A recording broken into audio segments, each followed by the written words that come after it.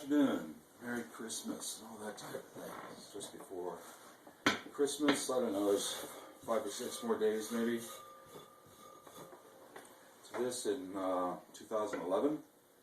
My name is Dennis McKenzie. This is bridgegrovestudios.com. You can find us on the web. We have a bunch of instructional videos that I'm making for my students. I teach people how to make pottery from the ground up. And one of the things I do is that I show them how to make various objects at the third class. There are 6 classes in a course, and on the third class I show them how to make these Geo Jars. And you already saw a video about the Geo Jar, but what do you do after you make one and it dries? There's a few tricks to trimming it up and making it all fit together, because they're made in one piece. And you can see this Geo Jar here is made in one piece and is now leather hard. I threw a number of them the other day, and now we have to take it apart and make it fit together, because the lid is all made in one piece and it's thrown in one piece. So my gift and grip is a little out of whack at the moment, but this is an easy way to center your pot. Just wet the bottom of it, let it run on the wheel head, pushing down.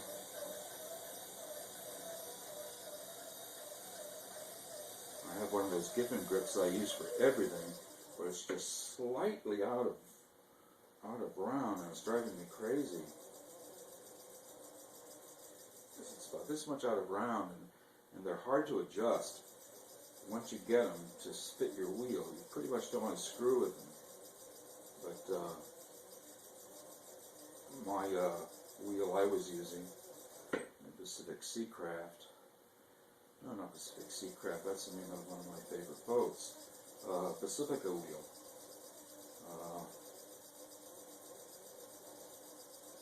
It's stopped working. They have issues with those wheels. I'm not too impressed. I had a number of them in class years ago, and within a year, the bearings in both wheels wore out to the point where the wheel was inoperable. I mean, the wheel head would shake. Is this one shaking yet? No. Other people say that they work very well, but I like them because they're quiet. They're a nice quiet wheel. I have a Robert Brent over here that I've had since, 36 years. And the only thing wrong with that was their CXC, it was their top model, is that the bearing is roaring. It sort of makes a loud sound, so I don't like the loud sound.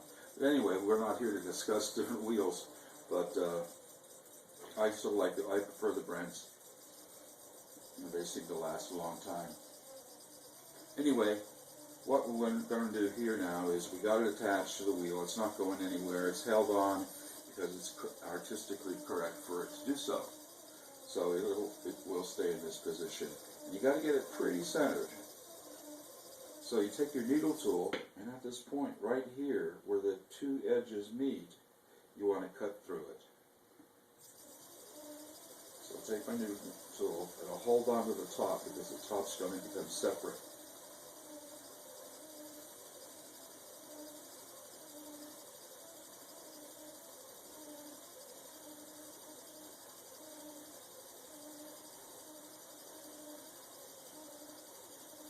Sometimes you can feel or even hear the puff of air that comes out when you break through, because as the clay shrinks, the air inside becomes compressed, and it actually will make a poofing sound.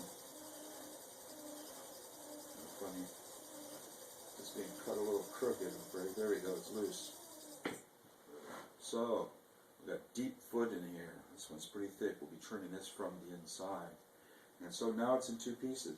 Now we have the opportunity to trim these down to fit real nice. Make sure I have all my tools.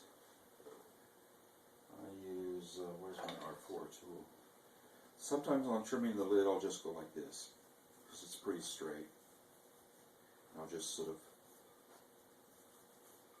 cut away that top sometimes it's angled a little bit, and I want to make this nice and straight so it fits even. And this is just about as fast a way of doing it as putting it on the wheel almost. And clean up your edges a little bit, maybe use a wood part of the tool to run around on the edges. Clean it up, take a sponge, wipe down the edges, get rid of any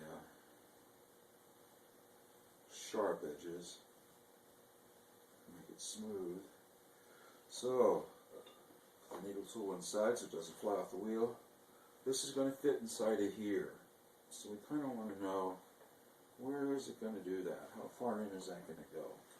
And you can sort of measure. You can sort of go like this. And that'll give you an idea. Did you hear that sound? Geo Jar just blew its top. I've never seen that before. I was talking to you about the pressure. And as it compresses, or as it shrinks, I mean, the pot shrinks, and the air in here is tight, it gets compressed. Well, this one just blew the top right off of the Geo Jar, so I hadn't gotten around to trimming this one yet. That is the strangest thing, and it wasn't all that thin.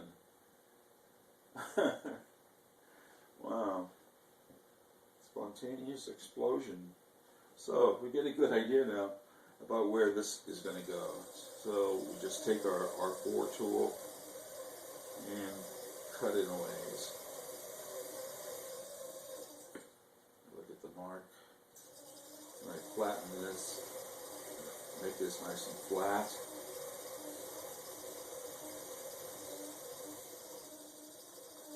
This makes a pretty sharp edge.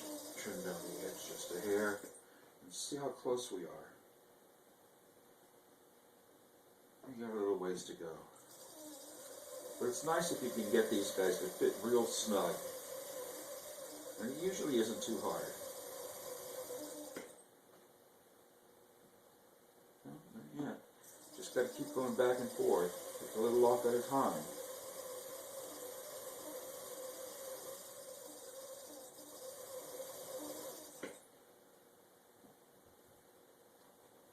A little more.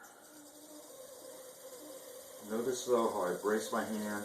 I'm holding the tool like a pencil. Oh, and by the way, you can use your zoom tool on your PC to zoom in on the image and see what I'm doing, because I know this is rather far away to get all of me and the wheel in the frame, and I'm just doing this by myself with my smartphone. And I don't have anybody here to zoom in and out and do all that kind of thing with a regular video camera.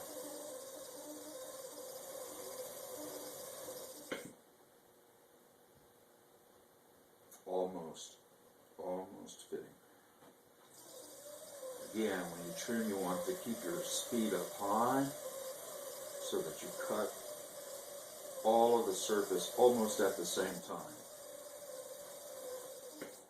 Don't think when you're trimming that you're saving, that you're being more careful if it's like this, you know. It's not. It's the speed that keeps it cutting true. See, I'm not touching it. I can just set my tool against it. Nothing happens. It's when I start to push, then a little bit of clay starts to come off. It's the pressure of the tool. It's almost ready to fit. I'm being a little extra careful on this one because the last one I made was just a little bit sloppy, and although it works, it'll work perfectly well, function well, it's just not as tight as I like to get them. It's kind of fun to have them fit real snug because it surprises the customer. It's almost fitting, as you see. It's going in there a little bit, but it's just still a bit snug. That might do it.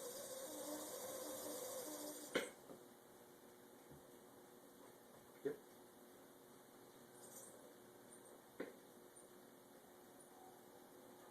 It can be too snug. I think that's just a bit too snug. So we'll take down just a hair more.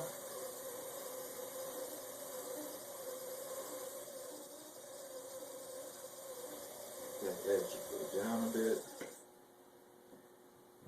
There. Now that's fitting. Now that is tight. There is absolutely no play in the lid. Whereas this last one I did, I wasn't being as careful. And as you can see, there is a lot of play in the lid back and forth here. So I really sort of blew it on this one. But it still works. You know, it's still a lid. It's still acceptable. But this is nice. This is really nice when it gets to be like this. So it's nice and tight. And what I'm going to do here after the disc firing, when I get ready to do the high fire or the lace fire, I'll place a marble in here and let it, and I'll just place a marble in here, and then I'll grind up some stained glass, flat scraps, you know, that you could probably get from a local stained glass artist, and crunch them up with something like with the end of a ball peen hammer, or I happen to have a piece of steel that's we use as a mandrel or whatever, a shape-forming thing to shape metal, and it's round on the end. And cover the glass with a washcloth or something so it doesn't, you know, break up into your face, and just use it to crush the glass down to finer particles that you can dribble into this small ridge in here, or depth or trough, and that'll become full of glass and color as well. I find that the reds and the greens and the whites and a little bit of blue works pretty well. Too much blue and everything doesn't seem to show as well as it could. And maybe I'll trim up the edges here, because when they're wet it's very delicate. And this way here I can add a few touches, emphasize the lid there. This looks pretty good. How much room was there here? It's interesting. If we go in too far, we can make this, sometimes you can make them so that you can't even see the seam. You can barely see the seam. And I don't know if I have enough clay to do that. Let's see.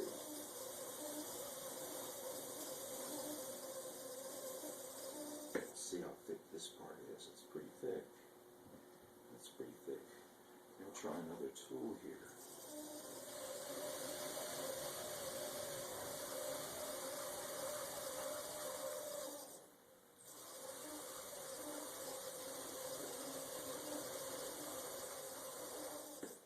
See how thick we are. Still pretty good. Fits nice and tight.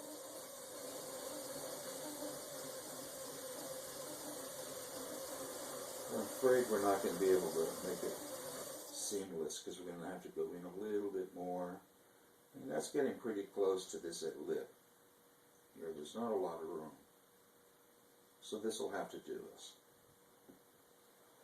It's kind of fun if you can make them so that they don't look like there's any seam, but you need a real straight wall, you know. More on something like this, I might have been able to do that. But there's very little room in here to trim down, and very little room here. So they are a little touchy, and you gotta do them just right. But they're kind of fun to make. So the lid is done, and it fits, and I'm very happy with it. So now, since I was throwing these off the hump the other day, some of them, the bottoms are really deep. They're really thick. I mean, this one looks to be about this thick. So that's just way too thick. So instead of turning it upside down and making the Geo Jar smaller, I'm going to trim from the inside out, which is something I almost never ever do. I always make the outside form follow the inside form when you're trimming. That's why it's important to have the right depth and the right sort of shape on the bottom for what you're making. Like sometimes a beginning student will make a mug, and it'll be shaped sort of like this on the inside, sort of a bowlish kind of shape, and then go straight up.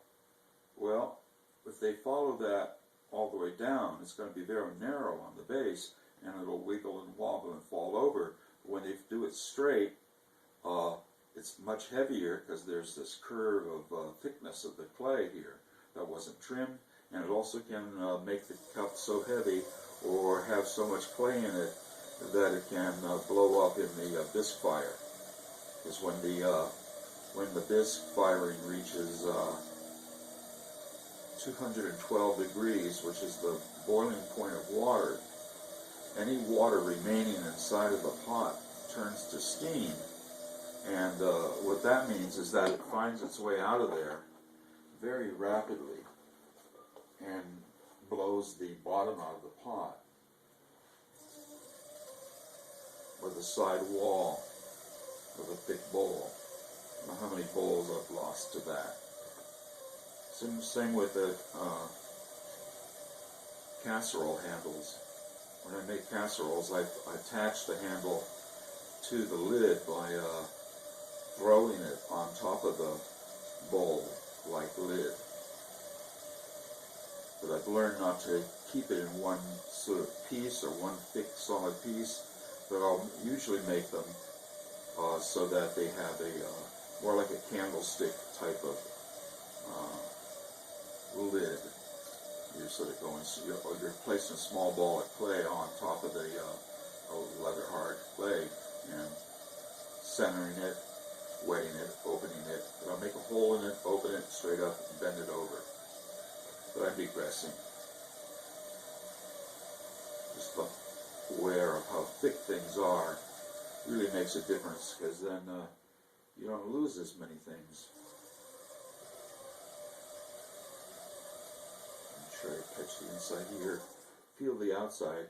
There is one advantage to trimming from the inside, is that you can feel the outside of the pot.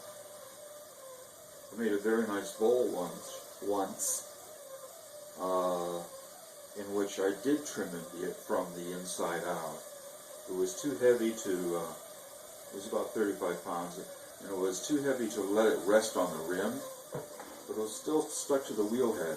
Usually I'll make a big chuck of clay, and put the big bowl on top of it, flatten the bottom of the clay, and put the bowl on top of it so it doesn't touch the rim of a larger bat or of a wheel, because the weight of your trimming can actually make stress cracks in the bowl. So I want that lid suspended. But this time I was able to reach in and cut with the tools from the outside and to cut from the inside.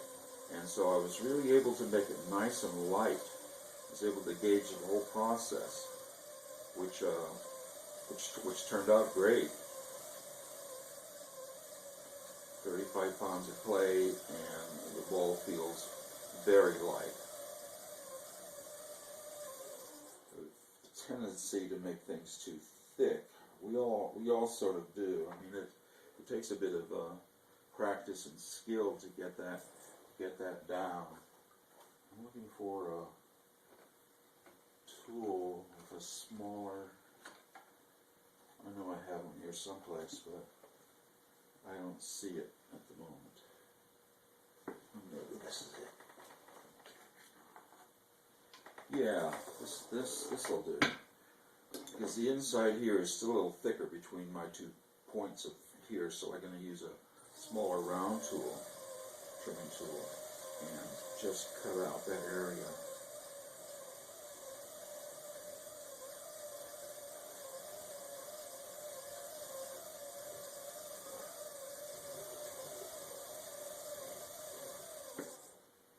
And then you can feel the side. It feels about right. The bottom's a little, can be a little trimmed in. I might do that if I turn the clay upside down and make sure the bottom is smooth. I just want to feel the bottom of this. It's just about right. So it doesn't have any flat surface. This one does. So one more little pass. Clean it up. And go like this on the outside.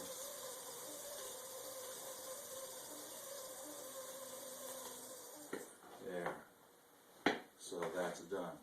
Now to get this off, sometimes that can be a little tricky, because if you make it too thin at some point, so like it blow in its lid, you can make it rip or tear it at a thin place, and you have two pieces instead of one. But many times just pulling it with a wire again will break it free. So that's a lot lighter, and we made it deeper. You can hear the sound. You can feel that it's thinner. The bottom is still soft. I can push in. So I'm just going to touch up the bottom edge here because of a few marks. And this is pretty good. This is a little thick here on this edge here, right here. I could have gone deeper down there on that side. That's sort of normal, at least for me. So I'll place the speck on the wheel. Get it centered pretty good by just looking at the lines and checking it with my fingers.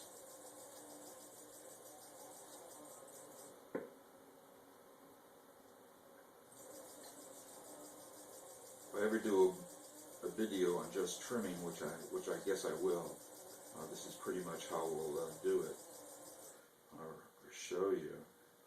Because most of the time, we only have 2 Giffen grips in the studio. People have to learn how to center like this in order to trim their pots. And the trick is, we might as well cover it now. The trick is getting this thing back in center, right? But let's say you just put down on the wheel, and it's off, and you're messing with it, and it's still off. It's almost perfect. But what I'll do, I'll show people, just make a mark on top of the pot, anywhere at all. Doesn't matter where. Doesn't matter. Just something that you can see so that it defines a certain area of the pot. And bring your hand in real steady. And take a photo in your mind of where your finger grazes the pot. Touch the pot and then move your finger back from the pot until just one spot just barely hits. And then you take a snapshot in your mind. Now, now, now, now, now, now. It's telling me it's hitting here. So I looked at this, I looked at where my finger was, and I memorized where it was in relationship to this mark. So it was right about in here, which means we pushed the pot this way, just a bit, because it wasn't that far off. So that's pretty good. Then most of the time, let's see if I have any clay here. I wasn't planning on doing a thing on trimming, but we might as well. You next take some clay. I'm just going to dampen the wheel. Do not get it wet, but just a little damp. And roll it into some coils and push down like that in 3 different places. Do not make a continual ring of clay going all the way around. That seems to come loose and starts making a play. And 3 points make it hold. So, there, it's on the wheel, it looks pretty good. I'm going to trim a little of this bottom off. Let me see if I find the right tools again. Where was the flat tool?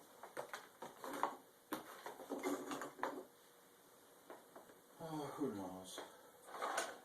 These are all around. No, well, we'll just have to get by without it. Oh, it's here somewhere. Just had it. There it is. Anyway, I'm going to smooth this out a little bit using a circular tool.